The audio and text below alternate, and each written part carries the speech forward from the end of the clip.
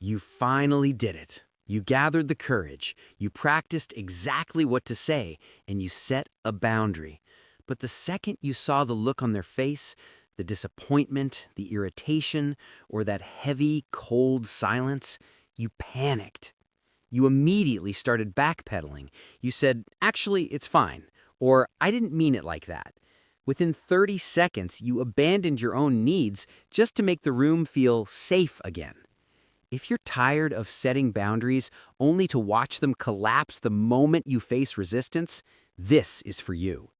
We aren't just talking about how to say no, we're talking about how to stay in the no when the pressure turns up. Setting a boundary is an act of self-preservation, but for your nervous system, it can feel like an act of war. You've been trained to believe that your worth is tied to other people's comfort. So when you set a limit and the other person becomes uncomfortable, your brain registers their discomfort as your failure. This is the guilt trap.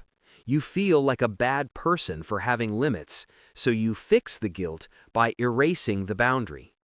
The problem is that most of us expect setting a boundary to feel good or empowering. In reality, it usually feels terrifying.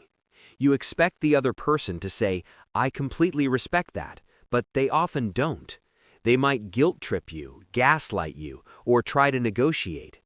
If you back down the moment they push back, you aren't just failing to set a boundary, you are training them to ignore your future ones. You are teaching them that your no is actually a maybe if they just apply enough pressure. To stop this cycle, you have to move from boundary setting to boundary maintenance.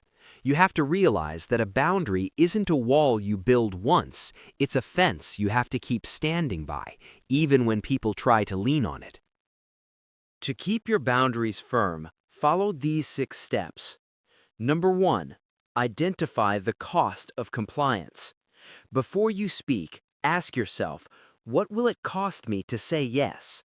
If the cost is your sleep, your mental health, or your self-respect, the price is too high.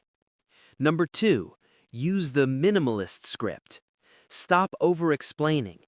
The more you talk, the more you sound like you're asking for permission. "I'm not available for that" is a complete sentence. You don't need to defend a decision that belongs to you. Number 3, expect the pushback. Do not be surprised when they react poorly. Expecting them to be happy about your boundary is like expecting a child to be happy when you take away their candy.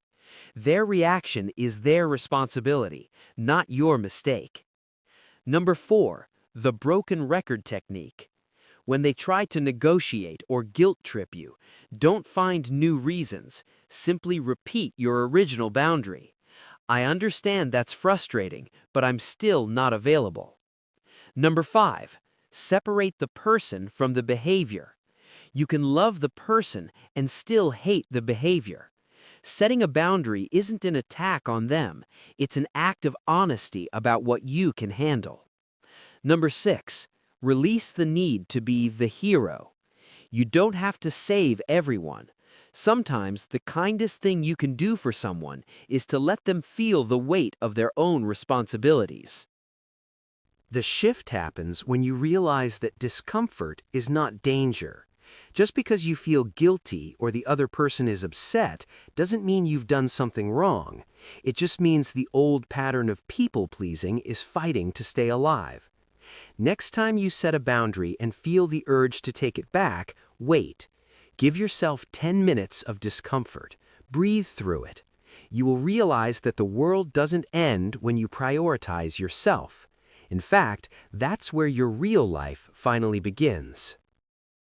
If this helped you understand why it's so hard to stick to your guns, hit that subscribe button. We're breaking down the psychology of these patterns every week. And drop a comment. What's the hardest boundary you've ever had to maintain? Did you stay firm or did you back down? Let's build some accountability in the comments. Because here is the final truth. You aren't being difficult, you're being clear. And the people who truly belong in your life will adjust to your boundaries. The ones who don't were only ever comfortable with your silence. Subscribe for more psychology breakdowns. I'll see you in the next one.